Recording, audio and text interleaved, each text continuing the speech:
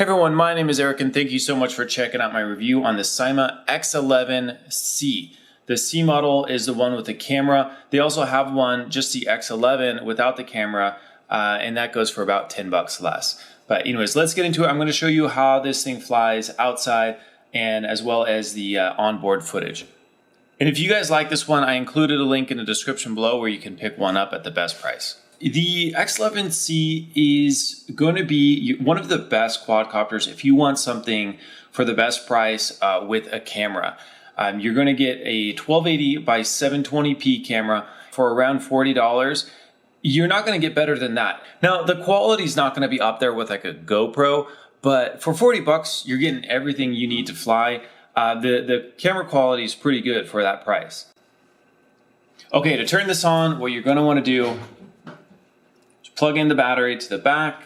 You're going to see it flashing like that. That means it's waiting to talk to the remote. Just turn on your remote, flip up the throttle all the way up and all the way down. Once it's solid, you're ready to go. Now, when you do initialize this, you want to make sure it's on a flat and level surface. Okay, as you can see right off the bat, there are 6 very bright LEDs. This is going to help a lot with orientation. Actually, you do have a 7th one back here. This one is just going to tell you if your camera is recording or not, and I'll get into that in just a second. But so you got your blue in your front, the red in the back. The blade guard cage is really high quality. It's very sturdy, very lightweight, and it does a really good job. Now you do have your larger blades. They are the upgraded kind. They're not going to hurt as bad if somehow you do stick your finger in there compared to like the Hubsan, which is a comparable quadcopter. This one also has a little camera in front. It is a little bit more expensive, but you know, the Syma X11C has put a lot of upgrades. For example, you get hit with one of these blades and it's going to hurt. It's going to, you know, I've actually had this thing break skin a couple times. Now they do sell an optional blade guard for this one, but the blades on this just have to spin so much faster compared to the X11C. Just because, you know, these blades are a little bit smaller. And actually what's interesting is these motors are quite a bit bigger than the X11C, and that's because these are gear driven. So you're going to save weight, you're going to get longer battery life. This one actually has a smaller battery than the Hubsan. Now, as far as performance goes, the X11C is a little bit slower, but you know, so if you want something more of a race car, if you're not too concerned about the safety upgrades that they put on this one, you just want something that screams really fast and gets a little bit better of range, you know, receiver range, you know, you might want to go with the Hubsan. Now, as far as flight performance, this thing's going to fly really nice. It does have the 6-axis gyro. You do have trim tabs, so you know, if you get this thing trimmed out indoors without any wind, you're going to have a really fun time flying this indoor and outdoor. You do have the larger control, which is going to feel really ergonomic and really nice in your hands.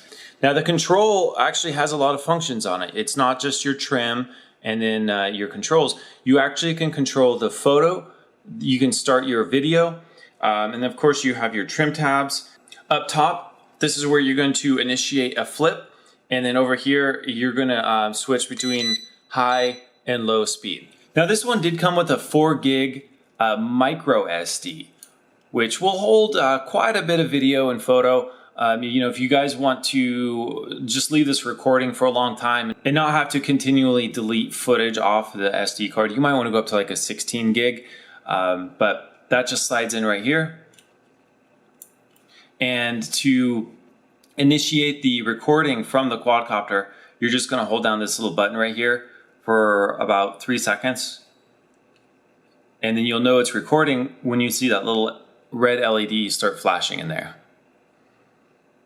Now the camera really only works in really bright situations. If you try to film indoor with low light, it's really not going to work, as you can see from this footage right here. And the paint job on the Syma X11C is pretty nice. It's kind of like a pearl, like a matte finish. It's like a smooth, nice looking finish. Outside in the sun, it looks really good. You can't really see it that well inside. But anyways, that is all I really wanted to go over. If you guys have any questions, please leave them in the comments below. I'll do my best to get back to everyone. Okay, so now let's get into the flight footage. If you guys do want to keep up to date with my future reviews, please subscribe. If you guys like the videos, thumbs up. And I did put a link down to RC Data where you guys can check out more photos and more information about the X11C. Thanks so much for watching.